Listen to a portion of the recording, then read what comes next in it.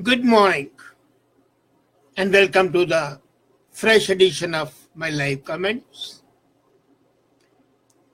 Today, an annual Jamboree, an annual Mela, an annual get-together starts. In a tiny village in Switzerland, Davos, more than 1,000 people, including two heads of the governments and the states, literary, intellectuals, educationists, economists, sociologists, psychologists, actors, writers meet. And these 1,000 people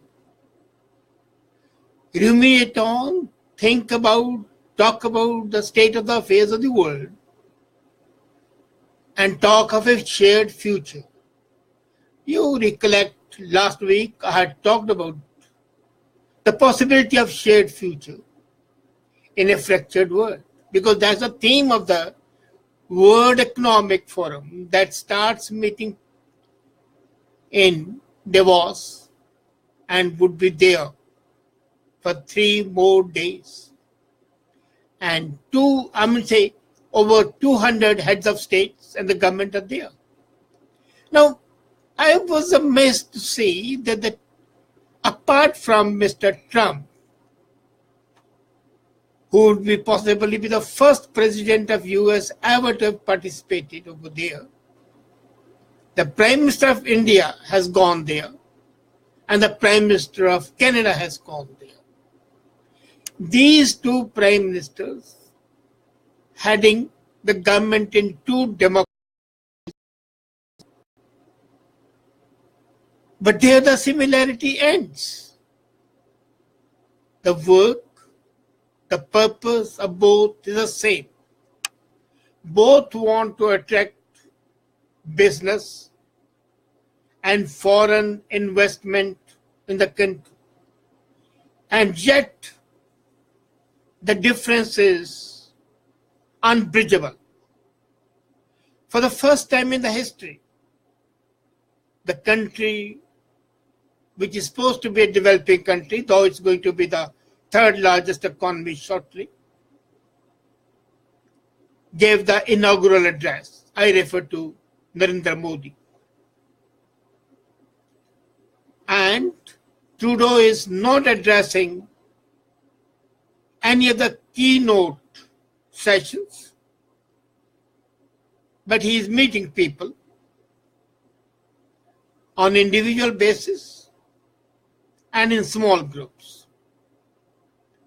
Modi met 200 CEOs in one go. Trudeau doesn't have any such large-scale meeting lined up. Modi talked, and each word of his was listened to with rapt attention. And for the first time, somebody talked in a language other than English or French. Even when the Chinese Prime Minister, the President Xi, went there last year, he was the inaugural speaker and he talked in English. But Modi talked in chaste Hindi. And his speech was in fact so well received that people were amazed with his references from Upanishads and Vedas, with his references not to mythology but to the proven facts. And he talked of the major issues facing the earth: climate change, terrorism, technology. This was supposed to be one of the best speeches ever uttered. And he also talked of globalization and the need of a fair trade, unhindered trade, a trade that would establish the equalities. Talking of the renewable energies, he proved India to be a leader, having already achieved 66 gigabyte of renewable energy. He talked of inclusiveness.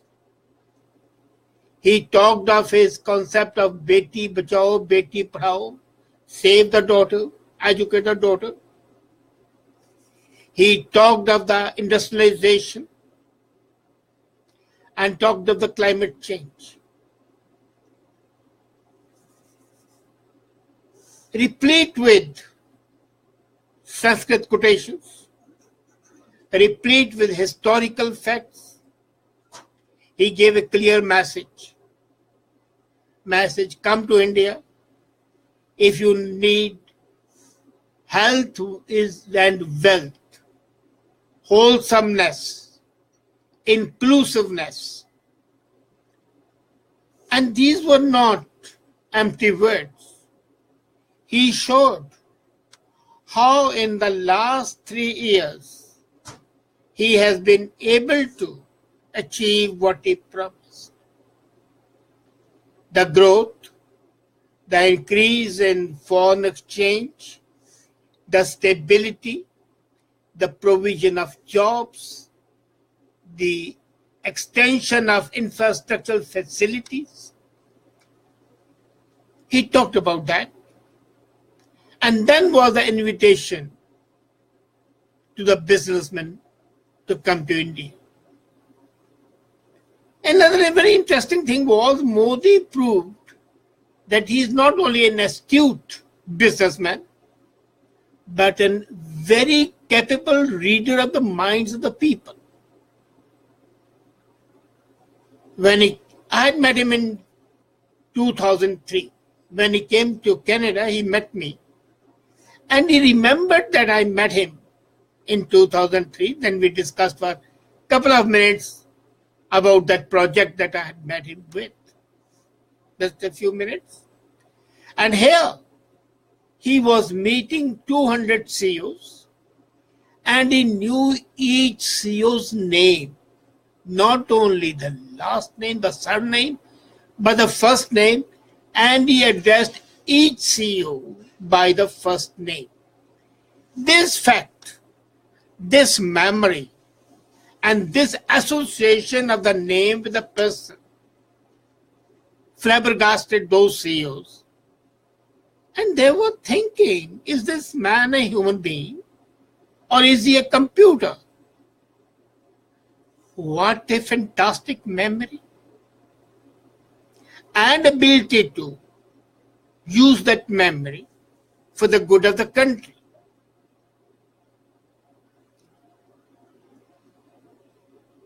Modi was there and he did not waste time. He met the world leaders and 24 hours was the limit of his stay in the alpine village of Davos. Trudeau goes there. There is no set talk as a keynote speaker anywhere in any of the sessions. Possibly they know that Prime Minister Trudeau is quite youthful, that nobody can deny. He is supposed to be youthful and heroic, rather not heroic, but iconic, a rock star. When he talks, he hums and haws. The fluidity of Narendra Modi is missing. Possibly he thinks more and thinks of things not very relevant. But anyway, he has no speech lined up in a major keynote session. He is meeting the businessmen on individual basis, attending the dinners given by Alibaba and others as a guest, but not as the main guest. Modi had the unique honor of being treated to exclusive receptions. Prime Minister Trudeau is attending, again, like over 100 other heads of the governments as a guest, as a very honored guest, which he is. One thing he is definitely going to do is try to revive TPP, Trans-Pacific Treaty, which was practically washed off when he did not attend the meeting while in Vietnam. He was away at a crucial meeting, and Japan and Australia objected to that. So he wants to make amends. Not bad. Welcome sign. Any action is good. But he has certain constraints this time. He has no meeting lined up with Trump. And fair enough. But the failure of NAFTA is an albatross hanging around the neck of Mr. Justin Trudeau. And the footfall of Trump also being there creates a catch-22 situation for him. He cannot say that he doesn't want free trade, though he has failed in his attempt to sign a free trade agreement with China. He is a proponent of free trade, and he openly cannot talk about it because he doesn't want to annoy Trump. The failure of NAFTA and the presence of Trump are two stumbling blocks. He will always be in the shadow of our neighbor to the south, what they are doing. Canada, which is a G7 country, has come down as a middle power. And it was not a middle power 5 years back. It was a force to reckon with. Interestingly, Canada is spending a lot on peacekeeping mission, sending armies. We have discussed it in couple of our episodes. But Modi pointedly referred to that. He said, we want peace and we want to fight against terrorism. And he referred to the fight given by the Indian soldiers in the First World War and the Second World War when India was not involved in the wars. The wars did not affect India. But Indian soldiers went there to preserve democracy. The role played by Indian forces in Congo. And then very interestingly, he said that, look here, we are also providing human help in countries like Nepal and in where we are not going to have any benefit at all, neither economic nor political. But we are doing it because we believe in inclusiveness and global increase of wealth. Now, this is something which attracted people, that here is a man who has a vision for the global growth. Now, would Prime Minister Trudeau be able to talk about that? He's done a commendable job, at least according to the people. I may not agree with that, in getting the refugees over here, which no other country in the world has done the way he has done, except Germany, of course. But in our hemisphere, American hemisphere, North and South, nobody has done that. In Asia, nobody has done that. In Australia and Africa, nobody has done that because that was not required here. But he has done that. But his welcome to the terrorists and ICIS soldiers coming back unhindered is a question mark on his fight against terror, which is one of the dangers confronting the world. Now, how would this government or this Prime Minister be able to correlate his capability with the global perceptions? That being so, the point is that is the Prime Minister able to make a mark or not? Would he be one who will be remembered not for showing his thoughts, but for talking something very, very important, something very pertinent to the people?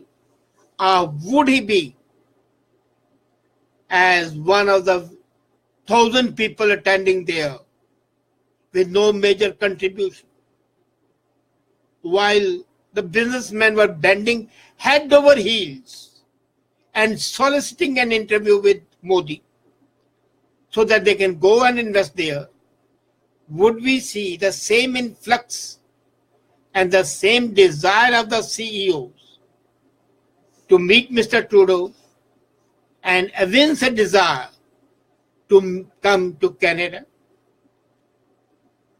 Canada has something great to offer. It has great education to offer.